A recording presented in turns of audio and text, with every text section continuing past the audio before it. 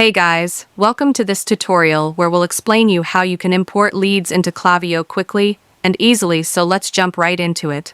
First, log into your Klaviyo account at klaviyo.com. Once you're on the dashboard, click on the Audience tab in the left-hand menu, then select Lists and Segments. If you don't have a list yet, click Create List, give it a name like Email Subscribers, or anything you prefer and hit Create. Now, open the list you just made. In the top right corner, click Manage List and choose Import Contacts. A window will appear where you can upload your CSV file. Make sure your file includes important fields like email, first name, and last name. Once uploaded, Klaviyo will show you a preview of your data and ask you to match each column to the correct field.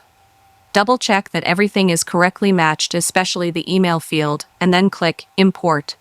Your leads will now be added to the list.